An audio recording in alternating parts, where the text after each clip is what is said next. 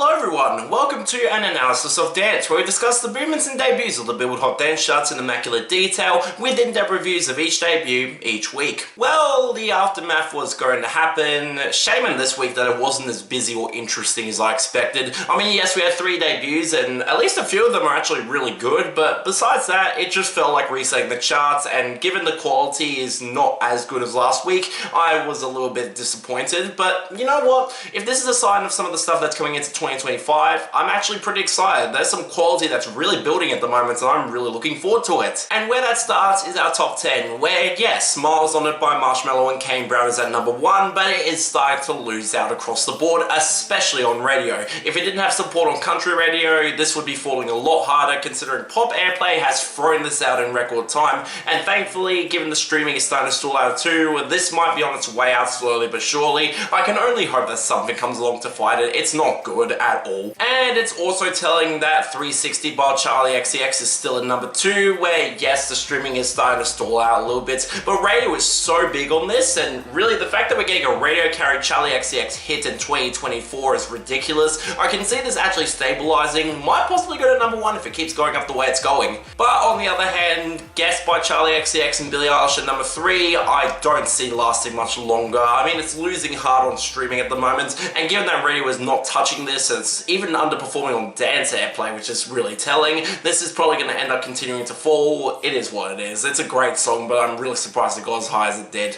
Hell, there's also Apple by Charlie XCX at number 4, where I don't see this getting much higher either. And yes, it's getting a push on radio, but given that 360 is still getting there, I feel like they pushed this one a bit too early for its own good, and it's probably going to end up being overshadowed by that track. Not complaining, it's not as good at all. But on that note, we got the expected surge back into the top 10 for a song that gained last week, and thanks to a big remix, this was able to get to the Hot 100 and actually hit the top 5 again. Talk Talk by Charlie XCX featuring Troye Sivan. Now, this remix I like a lot. I think it's really cool that they changed the beat of this entirely, and even if the hook from the end of the original song was not as catchy as the original, it's still got enough groove behind it, and Troye Sivan's horny energy really does work well for this track. I'm really happy that this was able to become a thing, and even if I don't see this lasting on the Hot 100 or even this high, it's nice to see it here. This is a really damn good song, but thanks to this, we saw genuine movements in the top 10 and the bottom half especially. Finally, Jesus Christ, with Houdini by Dua Lipa at number 7, which is still really strong across the board, even despite it falling out residually. I'm really surprised that this is actually sticking around this high. Same deal with I Don't Wanna Wait by David Guetta and One Republic at number 7. Seriously, the streaming is still the only thing keeping this up. Can they move on from this? I've actually started to cool on the song. I get why people don't like it now. It's not very good. But what sadly isn't stalling out is Keep Up by Onatari holding steady at number 8, where the streaming is still surging on this. It's hit the bubbling under. This could possibly get higher. Just brilliant. I mean, it's not one of his worst songs. It's actually okay, but again, I'm not happy that this guy's continuing to get momentum. He's not good at all. But for now, it overtook Illusion by Dua Lipa, which is just plummeting down to number 9, as there's no real streaming support behind this, and radio has thrown this out fast. The fact that it's still in the top 10 at all is a miracle to me, but hey, it had a good run at least. Finally, there's 365 by Charlie XCX down to number 10, and really considering TikTok has thrown this out in record time after its minor run,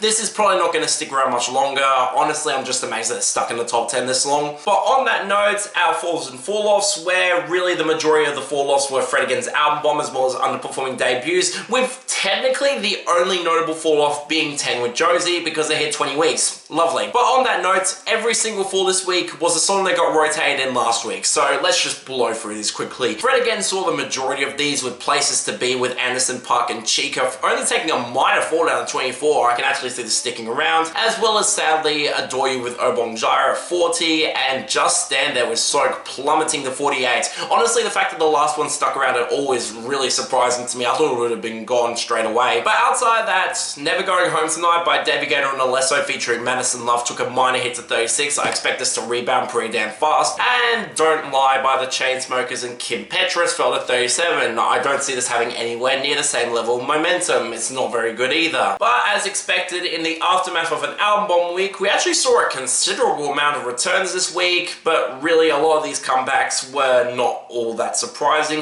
with a few exceptions though. Yes, it was obvious that It Boy by BB No Money was going to return at 49. Again, like I said last week, it was going to get some sort of rebounds. And also Mean Girls by Charlie XCX rebounded to 44. Again, the streaming is going to give this a boost thanks to Talk Talk hitting the top 5. Hell, I'm also not all that surprised that Free by Calvin Harris and Ellie Goulding actually rebounded to 39, where it got a ton of remixes, and really I don't see this lasting much longer.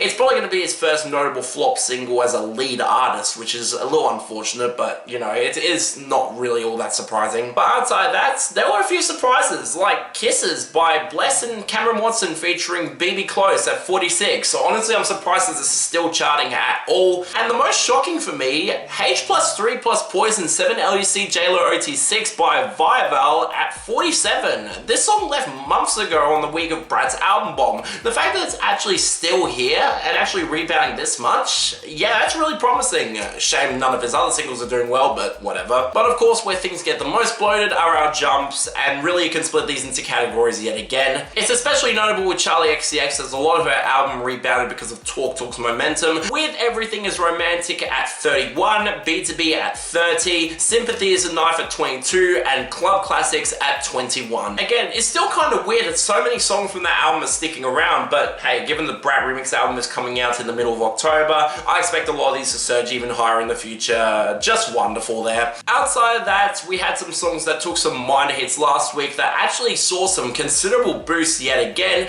with the notable ones being I Adore You by Hugo Topic and Arash featuring Daycom at 27. I'm shocked how well this is doing. I Only Smoke When I Drink by Nimino up to 25. Come on, let's keep the momentum going for this one. My Oh My by Ava Max at 32. Love Potions by BJ Lives featuring Princess Paparazzi rebounding back up to 33. And most annoyingly, Lobster by RJ Passon up to 41. Just gross there. Then there are the songs that pretty much have already gotten their year-end list spot locked but are really just rebounding, like Go Back by John Summit, Subfocus and Julia Church up to 26. Girls by Dom Dollar at 42. And even Tekka by DJ Snake and Peso Pluma at 44 on its final week, thank God. But the big story came in a lot of the no-namers that were getting their first breakthroughs, with some really big surprises here that I'm genuinely happy about. Like Under Your Spell by Snow Strippers up to 29 as it continues to gain up. Did not see that coming at all, as well as What I Want by Sarah Unholy rebounding thankfully up to 45. But the most unfortunate story comes with Ogrizek getting both of his songs to surge up this week,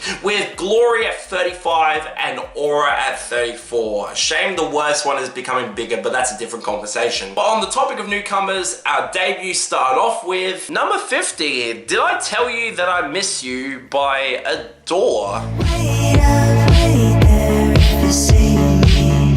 Come back to the moment.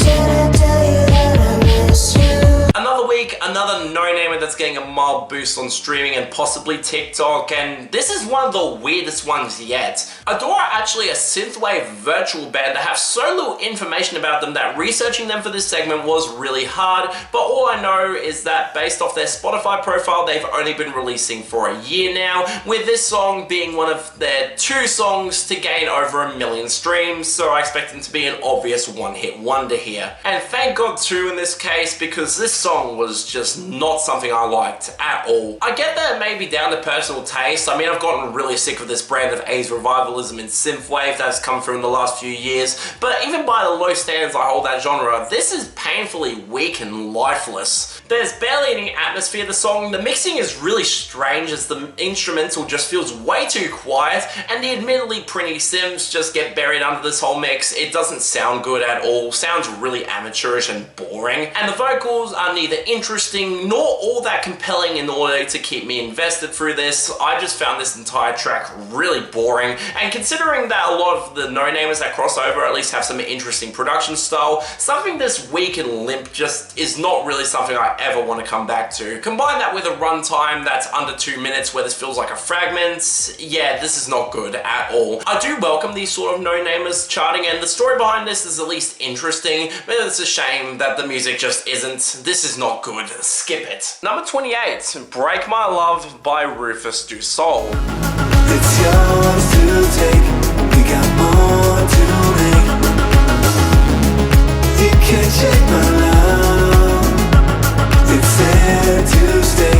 We will find our way together. So now we have a set date released for the new RUFUS DU SOL album, and now they're in full single rollouts. And again, it's so weird that every new single is debuting higher and higher, with this one being the highest one yet. And honestly, after hearing it, yeah, I totally get why. This is one of their most poppy and mainstream accessible songs to date. It's going for more of a synthwave sound that honestly I've not really heard them do in a long time. And considering that Tyrone sticks in this mainly mid-range throughout the track, and it really does sound pretty against the gorgeous atmosphere of this track with some really shuffling percussion that does sound great. Honestly, I totally get why their fans were behind this one more. It's a sound that honestly they haven't really tried before, and it really does work well for me. I think they could do synthwave quite well, and the explosive touches on the hook, they do sound great and really do create a really stunning mix as well. I mean, I don't see this having a ton of shelf life, considering RUFUS DU SOL's past two singles from this album haven't really stuck around. And that's a damn shame though, because honestly, this might be one of their easiest sells to the mainstream. Just a really damn solid song. I hope it sticks around. This is really great. And finally, number 17, Eusexua by FKA Twigs. Wonder how you feel.